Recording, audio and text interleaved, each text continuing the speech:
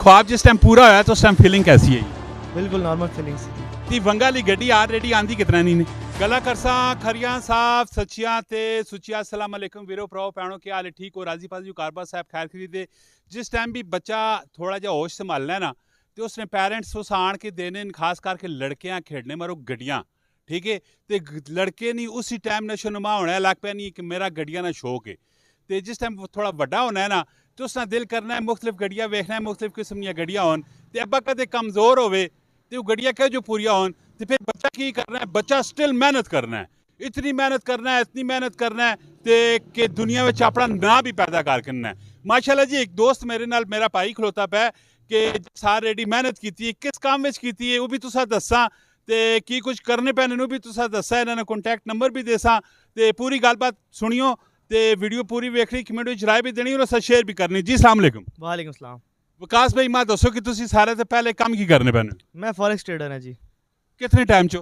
करीबन 8 साल हो गए ने। 8 साल हो गए तो इन 8 साल च वैसे एक तुक जिहा मार छो रियलिटी उत्ते मारना है कि कितनी कुछ दौलत कट्ठी की थी? जी तुसी फेसबुक ते मेरी तक सकते हो जी मैं खुल के लाया होया। खोल के सामने हाँ खुल गड्डी किन के आंदी ए ऑडी e-tron GT है जी। ये क्यों किन के आंदी बचपन नहीं जड़ी मैं गल किन के आया बचपन में शौक है? बचपन में शौक नहीं सी गड्डियां दा शौक सी लेकिन इस गड्डी दा शौक नहीं सी ते वजह इस गड्डी ना क्यों नहीं शौक है? इस गड्डी दा शौक इस तरह नहीं है इतनी बड़े ख्वाब नहीं तके सन बचपन में इतना थोड़े जे बड़े हुए तो फिर ख्वाब थोड़े बड़े हुए ने। अच्छा तो ख्वाब जिस टाइम पूरा होया तो उस टाइम फीलिंग कैसी है? ये बिल्कुल नॉर्मल फीलिंग सी जी क्योंकि असा इतने ख्वाब पूरे कर लेते सन अल्हम्दुलिल्लाह के छोटा जा ख्वाब लगना सी। अच्छा तो वंगाली गड्डी ऑलरेडी आंदी कितना नहीं ने? ये करीबन पै गई जी 5 करोड़ दे। 5 करोड़ रुपए नहीं? जी जी जी। ये मॉडल कड़ा है? ये 24 मॉडल है जी। ये आखन के पेट्रोल उतने चलनी ये नहीं इलेक्ट्रिक है जी।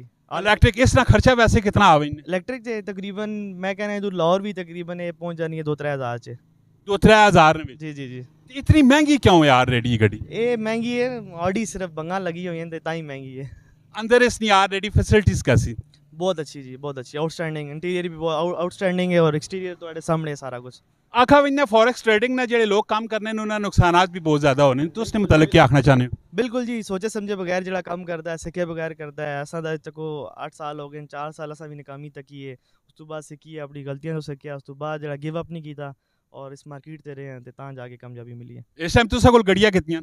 मेरे को तकरीबन 5-6 गड्डियां ने। वो भी ऑलरेडी कीमती गड्डियां? जी जी जी ये सारिया 5-6 गड्डियां मिला के कितनी मालियत बननी? ये 10 to 15 करोड़। ये सारा फॉरेक्स ट्रेडिंग विच जाहिर दी गल है। माशाल्लाह का बड़े कॉन्फिडेंस नाल गलबात कर रहे हैं। अगर कोई बंदा तुसा कोल सीखना चाहे तो तुसा ने आईडी केड़ी? YouTube चैनल है जी गेम ऑफ फॉरेक्स ते नाम ते फ्री ऑफ कॉस्ट सीख सकते हो। Free of cost? बिल्कुल जी। लोगों ने फला मारो। जी जी जी बिल्कुल। माशाल्लाह जी अगर इसी तरह ने फलाई काम भी करने हो तुसी जो कुछ तुसा इलम है वे अगर तुसी इलम दूसरा में भी सिखाने हो तो डेफिनेटली तुसा ने इलम ने विच इजाफा होना है कि वो इलम तुसा ना काट नहीं होना है तो रब ताला ने ज़ात भी खुश होनी है और काम करना चाहिए तवज्जो नाल करना चाहिए सीख के करना चाहिए ता ही कामयाबी मिलनी है। इसी तरह मोटिवेशनल किस्म दी वीडियो आनी रहन तुसी इस पेज लाइक करो फॉलो करो कमेंट विच विकास भाई ने मतलब जरूर अपनी राय तुसा देनी। मिलना नेक्स्ट वीडियो च फिया मानिला पाकिस्तान जिंदाबाद।